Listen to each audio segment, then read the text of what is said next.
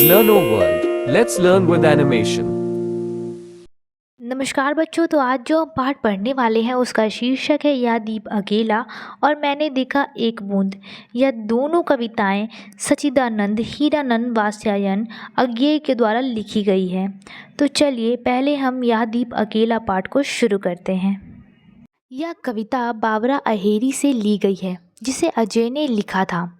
इस कविता में मनुष्य को दीपक के रूप में दिखाया गया है और मनुष्य की व्यक्तिगत सत्ता को समाज के साथ जोड़ने की बात कही गई है।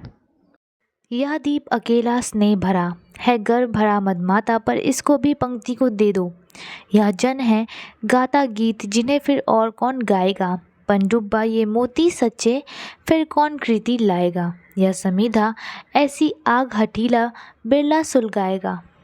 या अदिति या मेरा या मैं स्वयं विसर्जित। यह दीप अकेला स्नेह भरा है, गर्व भरा मदमाता, पर इसको भी पंक्ति को दे दो।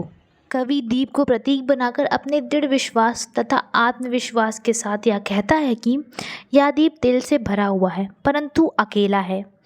इसमें गर्व है, गर्व के कारण यह मदमाता है, परंतु इसे भी पंक्ति में शामिल कर लो ताकि इसकी महत्ता बढ़ जाए।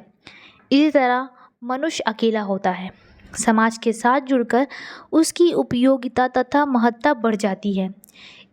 यह व्यक्ति है जो गीत गाता है, व्यक्ति सत्ता है, इसके बिना कौन गीत गाएगा। यह गोताखोर है जो सच्चे मोती पानी के अंदर से ढूंढ के लाता है, इसके बिना भाग्य की चीज़ें कौन लेकर आएगा। यह यज्ञ की सामग्री है, यह यज्ञ को कोई बिरला ही सुलगाता है।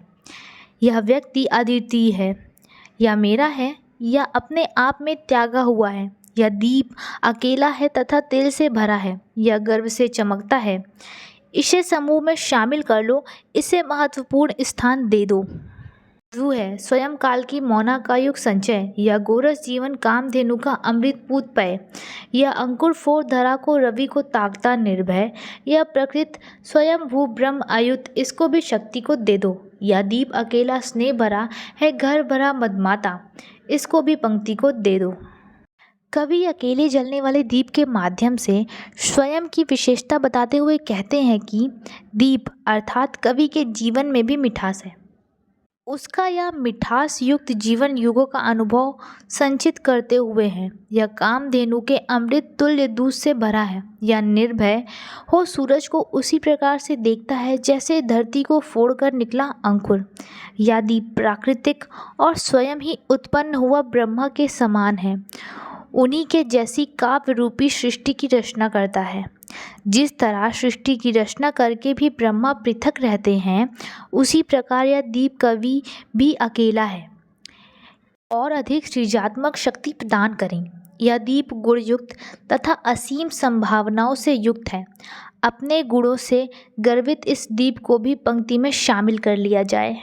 यह वह विश्वास नहीं जो अपनी लघुता में भी कापा, वह पीड़ा जिसकी गहराई को स्वयं उसी ने नापा। गुस्सा अपमान अवज्ञा के धुधुआते कड़वे तम में, यह सदा द्रवित चिर जागरूक अनुरुक्त नेत, उल्लंबन बाहु या चिर अखंड अपनापा। एकाकी दीप को स्वयं का प्रतीक बताते हुए कवि अजय कहते हैं कि इस एकाकी दीप में आत्मविश्वास भरा हुआ है। इस आत्मविश्वास के कारण वह अपने छोटेपन में भी डगमगा गया। अपने अकेलेपन की पीड़ा को उसने अकेले ही झेला है, अर्थात दुखों को स्वयं सहन किया है।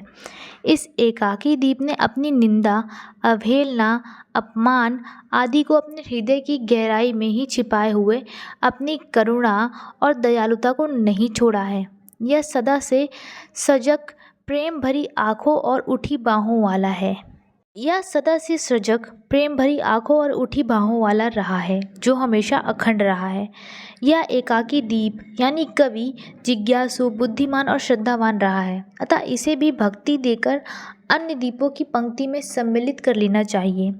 इस एकाकी, स्नेहमय और गर्व से मदमाते दीप को भी पंक्ति अर्थात समाज में जगह देकर समूह में शामिल कर लेना चाहिए। अब हम मैंने देखा एक बूंद पाठ को पढ़ेंगे। मैंने देखा एक बूंद सा उछली सागर की झाग से, रंग गई क्षण भर ढलते सूरज की आग से। मुझको दिख गया सोने विराट के सम्मुख, हर आलोक हुआ अपनापन, ना उन्मोचन नश्वरता के दाग से। कवि कहते हैं कि मनुष्य अपने हर क्षण का अच्छे से प्रयोग करे तो वह एक दिन ज़रूर सफल हो जाएगा। प्रत्येक मनुष्य को अपने हर पल की कीमत को समझना चाहिए। एक बूंद का उदाहरण देते हुए कवि बताते हैं कि मनुष्य के जीवन का एक छोटा सा क्षण भी उसके संपूर्ण जीवन को बदल सकता है। कवि कहते हैं कि बूंद का सागर से अलग होना, इसका अर्थ है कि उसका अंत निश्चित है। जब बूंद सागर से अलग हो जाती है तो वह खुद नष्ट हो जाती है, परंतु सागर नष्ट नहीं होता है। इसमें सागर की तुलना ब्रह्मा से की गई है। कवि कहते हैं कि सागर से अगर कोई अलग होता है तो वह कुछ पल तो अपनी ज़िंदगी के खुशहाली से जिएगा, परंतु एक ना एक दिन उसका अंत हो जाएगा, क्योंकि वह सागर की तुलना ब्रह्मा से करते हैं और यदि ब्रह्मा से कोई अलग होगा तो उसका अंत होना निश्चित है। इसी के साथ हमारा यह पाठ यहाँ समाप्त होता है। अगर आपको ये एक्सप्लेनेशन ज़रा सी भी अच्छी लगी हो तो वीडियो को लाइक, शेयर और चैनल को सब्सक्राइब ज़रूर कीजिएगा। Explanation by Anshika Ma'am. Subscribe to learn O World in